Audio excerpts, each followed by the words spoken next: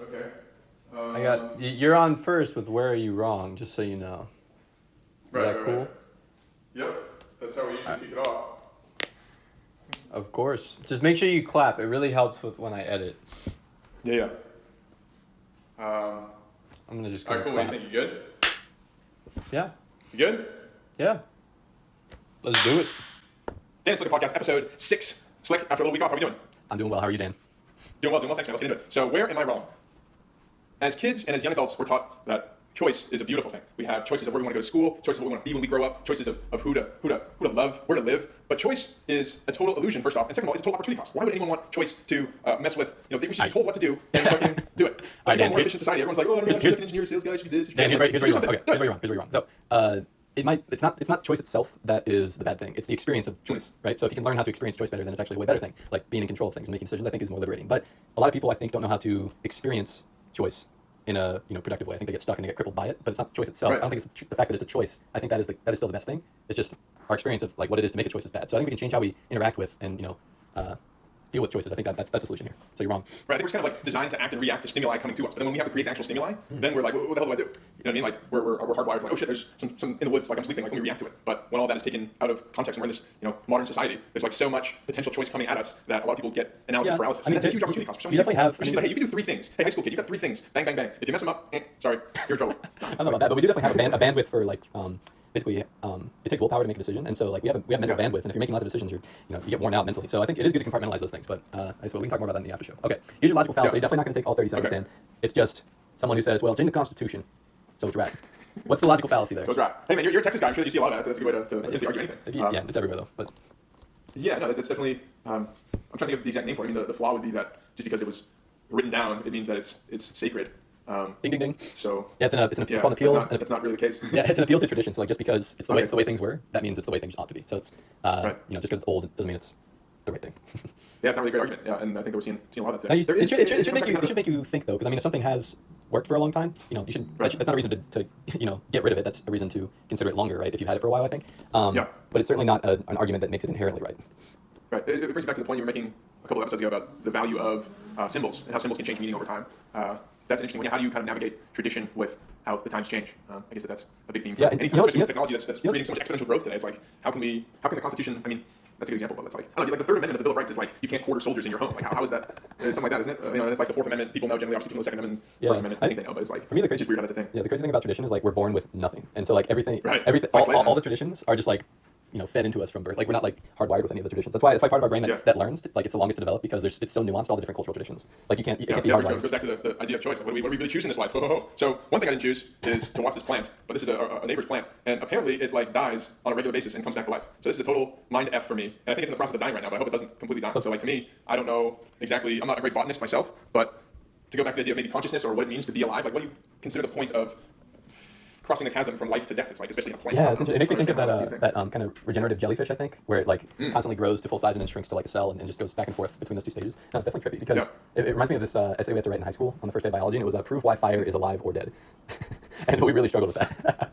Yeah, that's why you're smart. I think my high school biology was like, I don't know, we were trying to figure out what an atom was, or we weren't going that in depth or philosophical. So I mean, I had it at the end of the day, so most of the time we'd set up the hurdles for track.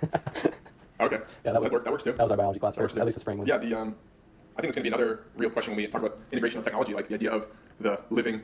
At some point, there's going to be enough data on how you, for example, interact with your Twitter account, or how you, for example, interact with your Facebook, that like when you croak, if Slick Willie, leaves us tomorrow, like Twitter will be able to make a guess as to like how he would react to a certain event or like something that would interest him, and then it's like, okay, well, is he still alive or is he perished? Like where is the line drawn? So that's going to be an interesting thing about how technology continues to influence us. Yeah, my thing with consciousness and in life is just like we only have one data point for what life is. Like there's no like it's just what's going on our planet. So it's I don't know. It's hard to even begin to imagine what a broader definition could be. All right. Magic wand here. You're the campaign manager for Joe Biden. What's your move? Risk. Huh? Risk. You got to take more risk. So the only thing that I see today, and I guess we're jumping into the current stage political realm. That's an interesting jump for us, but we're doing it. We're already in. I would say more risk. Put yourself out there more and fire more shots. Because if you play it safe, if you play the prevent defense on every down, then eventually the team's going to come back and have a fluke touchdown no matter how incompetent they are. So take a little more risk. More risk. I feel like he's getting coached right now, just like, please don't mess up. Like that's. I feel like that's. Yeah, exactly. that's like Democrat Party 101. Like, just don't F it up. It's like, Well, that's not how you. This is the Super Bowl, man. Like this is the Super Bowl. Yeah. You can't win the Super Bowl. Not going for it on 4th and 1. Like you gotta take a little more risk, put yourself out there a little bit more. Well, it's just funny. It's funny because okay, so given the circumstances, it's kind of weird and hard to do that. But you're using this football analogy, so but it's completely, I think, irrelevant in this case because the referees are the fans in the stadium, and one group's fans don't care about rules, and the other group's fans are like care too much about rules. So it's like we're really getting into the thick of things here. All right. Where I guess it only takes 6 episodes to become a political podcast these days. That's cool. True. Sorry for the topical. That's not what I was talking about. Next time I'll throw you a like you're the campaign manager for Ulysses S. Grant running against. Yes. Yeah. People really care about that. Yeah. Yeah. For Biden, I don't know how to put yourself out there more. I think that he should be. I think the debates are going to be worrisome for the campaign. He's not particularly sharp these days. But yeah, I mean, he can really hammer on the coronavirus response and just like say that every other word, like no matter what Trump comes back at him with. So hey, that's probably what I would hammer on. There we go. App show. We can continue that one. Whoa. I feel like you wanted to say some stuff about the campaign that you didn't necessarily get the chance to articulate. No, I just wanted to hear. Do you have, like, what specifics would you want to see, like, an off the rails, over the top campaign do? I think I'm just team take more risk generally. But so I asked my friend this, and my friend and his really close friend, we have a group chat, and they both work in politics, and interesting. I asked them, I was like, okay, what happens if both candidates die of coronavirus in like September or October? Because that's not out of the realm of possibility. Like Herman Cain's gone, Dan. Herman Cain. Yeah. We lost Herman. Yeah. Like it's completely a possibility, and I'm just, I assume all government officials have 3 body doubles and are just figureheads, but still, it's a little concerning. At the highest level, probably. I think the VP pick will be interesting. I think he needs to take risk there, but he's not going to. He should pick someone like Tulsi Gabbard. That'd be a real risk. Isn't she the Hawaiian rep? Hawaiian rep, yeah. And she, for whatever reason, is like, comes off as a contentious character, but I think that she's one that speaks really authentically. So she's like the veteran, right? She's veteran. Yeah. Yeah.